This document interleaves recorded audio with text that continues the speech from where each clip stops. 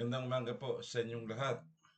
Linggo na naman po at tayo ay inaanyayahan ng Simbahang Katolika na dumulog sa hapagkainan ng ating Panginoon at siya ay tanggapin, siya ay sambahin, pasalamatan sa pamamagitan ng pagpapahayag ng ating pananampalataya, lalong-lalo na sa pagdiriwang ng sakramento ng banal na Eucharistia.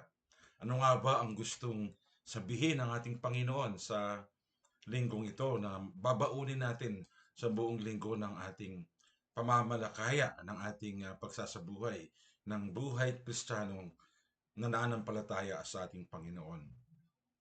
Ang tinutumbok po ng Ebanghelyo natin ngayon ay kung saan si Jesus ay binibigyan ng lalim at ng pangaral at nag-iiwan ng mas malalim na pagtugon sa mga haka-haka, sa mga iniisip ng mga taong kumikilala at sumusunod sa Kanya. At kahit ang mga apostol na para bang hindi pa rin sila nakakasiguro ano nga ba ang mangyayari sa mga susunod na araw sapagkat si Jesus ay nagsasabi sa kanila na hindi na magtatagal sila ay kanyang iiwanan sapagkat siya ay aakyat sa langit. At alam natin ito ay papalapit na tayo sa tinatawag natin kapistahan ng pagbaba ng Banal na Espiritu Santo, yung tinatawag nating Pentecostes. Subalit sa Ebanghelyo natin ngayon, sinasabi ng ating Panginoon na sa linggong ito, sabi niya, siya ang daan, siya ang katotohanan, siya ang buhay. Ang sino mang nakakakita at nananampalataya sa Kanya ay nakakakita sa Ama, sapagkat ang Ama ay suma sa Kanya at siya ay suma sa Ama. Siya ang tangi at natatanging daan patungo sa Ama, patungo sa kaluwalhatian, patungo sa pagkakamit ng buhay na walang hanggan.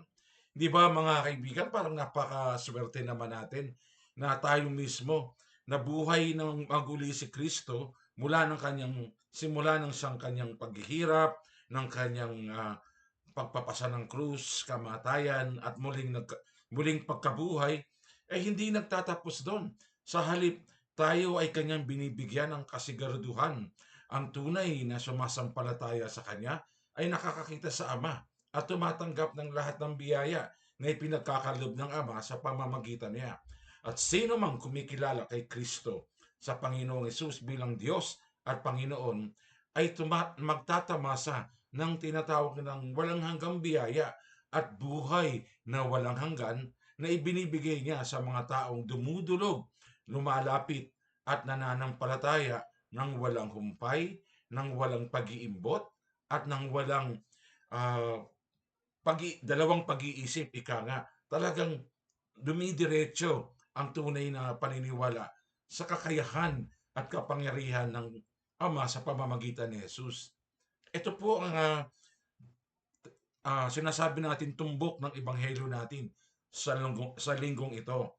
Walang ibang daan patungo sa Ama at sa kaharian ng Diyos kundi sa pamamagitan ni Jesus sapagkat siya ang tunay na daan. Ang lahat ng kanyang ginawa, ang lahat ng kanyang sinabi, ang kanyang paghihirap, muling pagkabuhay, ang siyang katotohanan na nais ipahayag ng Ama sa buhay nating lahat. Kung kaya siya ang daan at siya rin ang katotohanan. Ika nga, at ang sino mang uminom ng tubig na kanyang ibinibigay ay magkakaroon ng buhay na walang hanggan. At ang sino mang tumatanggap ng kanyang katawan at dugo sa araw-araw nating pamumuhay ay magkakamit ng buhay na walang hanggan. Kung kaya ang sabi ng Diyos, ako ang daan, ako ang katotohanan, at ako ang buhay. Saan pa ba tayo pupunta mga minamahal kong mga kaibigan? Pupunta pa ba tayo sa mga daan na may hangganan? Tayo ba ay kikilala pa at maniniwala sa isang katotohanan na maaring mabaligtad pagdating ng tamang panahon? Tayo ba ay kontento na at magiging para bang tatamasa ng buhay na meron tayo ngayon? Samantalang alam natin sa pagdating ng tamang panahon, ang buhay na ito ay mawawala at lilipas at lilisan.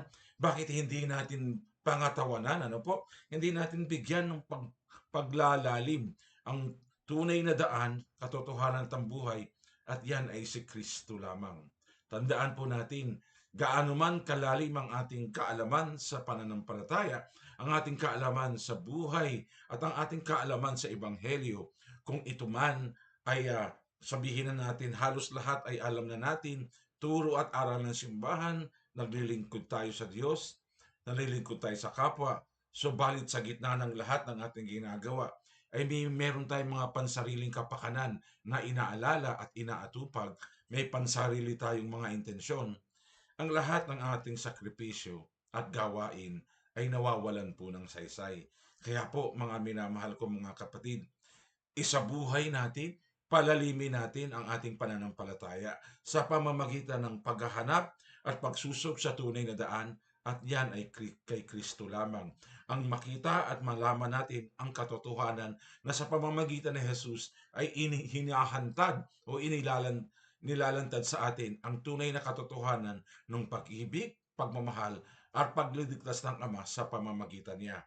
At tunay nga na sinabi niya nung siya ay bago mamatay, nung siya ay ipako sa krus, nung sinabi niya sa magnanakaw, ngayon din ay ipagsasama kita sa paraiso. Yan ang paraiso ng tunay at totoong buhay na inihahayag at ibinibigay ng Diyos sa pamamagitan ni Jesus sa atin sa pagkilos ng banal na Espiritu Santo. Kaya po mga minamahal, wag na po tayo mag-atubili, wag na tayong mag-alinlangan. Anumang pananampalataya na meron ka, palaguin mo sa abot ng iyong makakaya, palalimin mo sa ganong kaalaman na nakikita mo at nararamdaman mo, sapagkat ang tunay na pagmamahal, ang tunay na buhay, at ang tunay na daan na ibinibigay ng Diyos ay hindi nasusukat sa galing, hindi nasusukat sa talino, hindi nasusukat sa tagal ng paglilingkod mo sa simbahan. Hindi po. Ang tunay na daan, tunay na katotohanan at buhay na ibinibigay ni Jesus ay matatamasa natin, at ito ay sa pamamagitan ng ating malalim na ugnayan sa Panginoon, sa pamamagitan ng pagpapahayag ng tapat na pananampalataya at pagsasabuhay nito sa pamamagitan ng paggawa ng kabutihan sa ating kapwa, sapagkat ang pagpapahayag ng salita ng Diyos at ang pag-akay sa mga tao sa tunay na daan ay hindi lamang nakikita at nasusukat sa rangyan ng buhay, kundi sa maliliit na bagay na ating kayang gawin at ibahagi upang ang iba ay maranasan at maramdaman ang buhay na walang hanggan na ipinagkakaloob ng Diyos sa pamamagitan ng ating halimbawa at ng ating buhay Kristiyano. Magandang umaga po sa inyong lahat at pagpalain tayong lahat. Sa ngalan ng Ama, ng Anak, at ng Espiritu Santo. Amen.